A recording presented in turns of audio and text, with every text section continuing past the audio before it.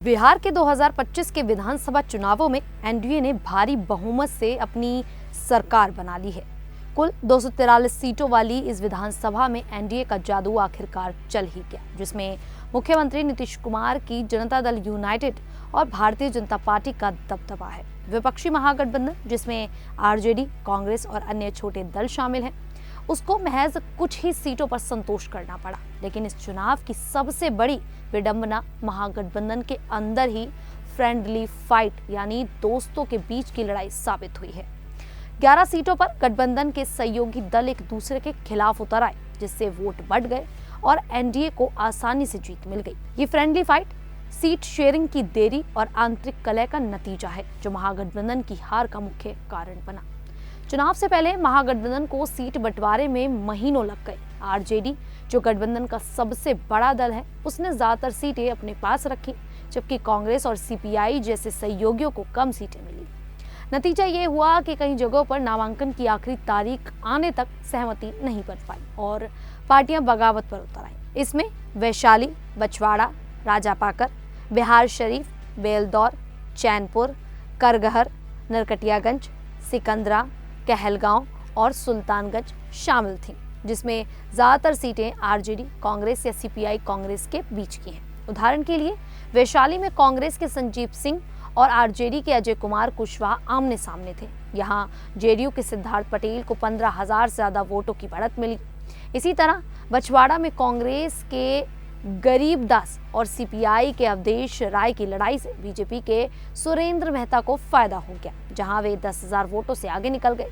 बिहारशरीफ से सीपीआई के शिव कुमार यादव बनाम कांग्रेस के ओमार खान का मुकाबला चला, लेकिन बीजेपी के सुनील कुमार 12,000 वोटों की लीड पर रहे।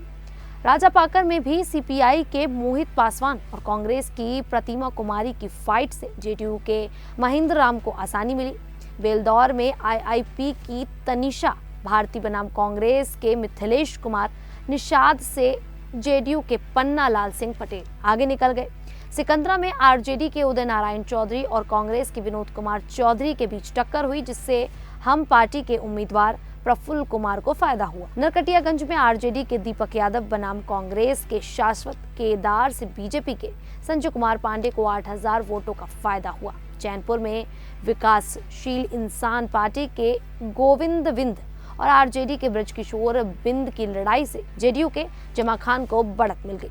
कहलगांव में कांग्रेस के प्रवीण सिंह बनाम आरजेडी के रजनीश भारती मैदान में थे, लेकिन यहां पर जेडीयू के शुभानंद मुकेश को फायदा हुआ। सुल्तानगंज में आरजेडी के चंदन कुमार सिंह बनाम कांग्रेस के ललन कुमार से जेडीयू के ललित नारायण मेनन को लाभ हो गया। करगहर में सीपीआई के महेंद्र प्रसाद गुप्ता बनाम कांग्रेस के संतोष कुमार मिश्रा से जेडीयू के वनिष्ठ सिंह 9,000 वोटों से आगे निकल गए। इन सभी सीटों पर फ्रेंडली फाइट ने महागठबंधन के वोट 20 से 30% तक बांट दिए, जिससे एनडीए के उम्मीदवारों को आसान रास्ता मिला।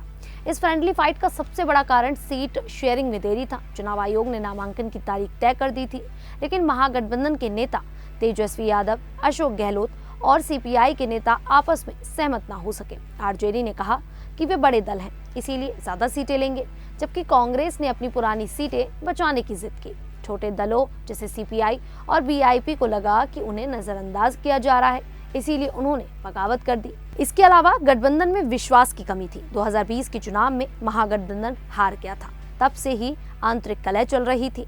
तेजस्वी यादव पर आरोप लगा कि वे कांग्रेस को कम महत्व देते हैं, जबकि कांग्रेस का कहना था कि बिहार में उनकी जड़ें गहरी हैं। कम्युनिकेशन गैप ने हालात बिगाड़ दिए। कई मीटिंग्स ऑनलाइन हुई, लेकिन ग्रास रूट स्तर पर सहमति नहीं बनी। नतीजा, नामांकन के आखिरी दिन कई जगह 2-2 उम्मीदवार उतर आए। विशेषज्ञ कहते हैं कि ये कॉमेडी ऑफ एरर्स थी, जहां गठबंधन का धर्म ही भूल गया। कुल मिलाकर आरजेडी और कांग्रेस आपस में लड़कर चुनाव हार गए। बिहार की राजनीति जाति और गठबंधन पर टिकी है। महागठबंधन का फॉर्मूला यादव मुस्लिम और दलित बैकवर्ड का था, लेकिन फ्रेंडली फाइट ने इसे तोड़ दिया। इन 11 सीटों पर अगर वोट एकजुट होते तो कम से कम 6-7 सीटें महागठबंधन के पास आ सकती थी।